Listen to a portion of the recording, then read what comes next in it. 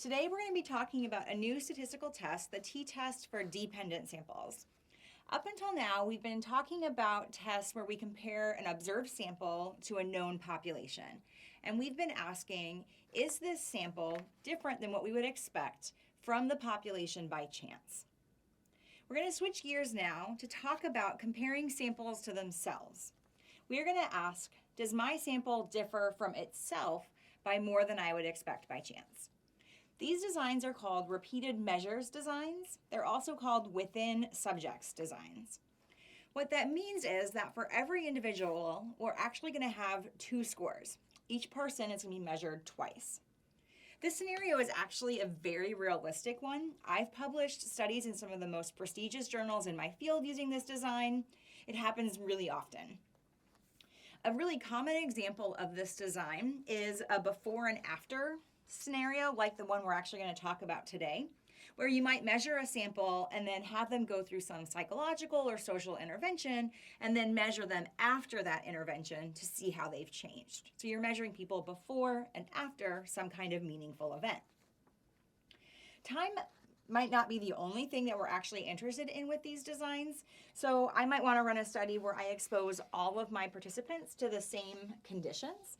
So for instance, neuroscientists use this design a lot. They put people into the scanner, the fMRI scanner, and they show them a lot of different images while they're tracking what's happening in their brain. It's really expensive to run people through an fMRI scanner, so in order for them to increase their statistical power, just to refresh your memory, that's the likelihood of being able to reject the null hypothesis when you should.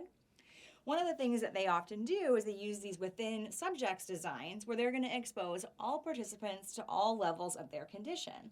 So maybe they're showing people positive images and negative images. They might cycle through these. So I'm sitting in the scanner and I see puppies, and then I see ice cream, and then I see a scene of death. That's often the images that they're using. And then it goes back to something happy, and then sad, and then sad. And what they're tracking is how my brain is changing when I'm viewing a positive image versus a negative image. That's a within subjects design or a repeated measures design because I'm experiencing all levels of the condition. For this class, we're mostly going to be talking about things where time before and after are the factors that we're interested in, but it's a pretty flexible test. Okay, so we're going to use the four-step system that you already know to solve the t-test for dependent samples. Before I actually work through the full problem, I'm going to set up some of the new things that are coming on board with this test. So there's two new things that are really important.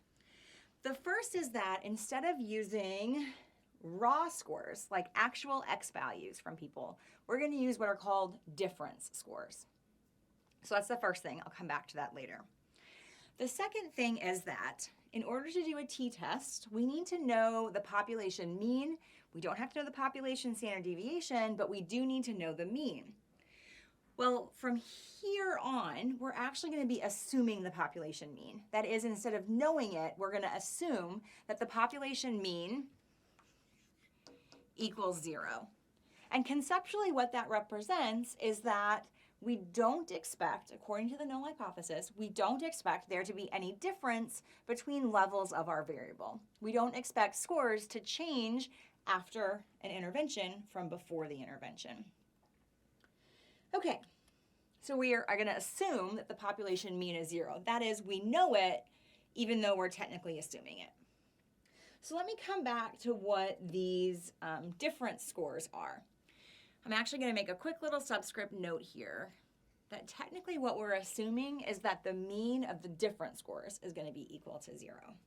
Okay, so let's talk about these difference scores. The difference scores are going to be the way that we consolidate our raw data. So I have X values before and I have X values after. And all we're going to do is turn those two values into one by calculating difference scores. And really, to do that, you're just going to subtract one score from the other, making sure you're staying within the same person. So for Ked, his difference score before to after is going to be 50. Now to do this, I'm doing the math of 140 minus 90. So I'm doing after minus before. It's really important that you go the same direction for every single person in the study.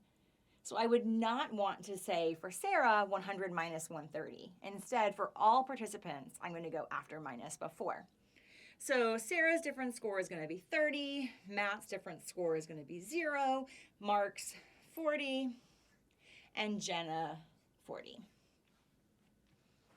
Okay, so this is how we find difference scores.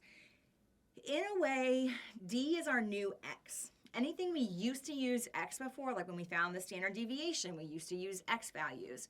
For the t-test for dependent samples, you're going to use D values.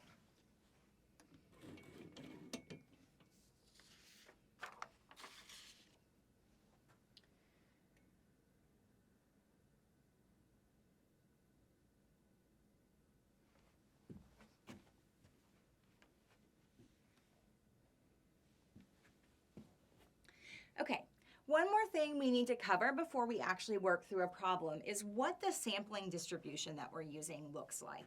So we're still going to be using a sampling distribution that's a t-curve, so it's going to be mostly normal. And as you know, we're interested in those three characteristics. Its shape, its mean, and its standard deviation. So the shape is going to be mostly normal. We know the population mean, we don't know the population standard deviation, and so we're going to estimate that from sample stuff. The distribution that we're actually working with is no longer a distribution of sample means. It's now a distribution of sample mean difference scores. That is, what's on the x-axis is actually all the possible d-bars that we might get if we pulled samples of, say, n equals 5 from a population. So it's still a frequency distribution, but what we're plotting are actually all the possible mean difference scores we might observe in our sample.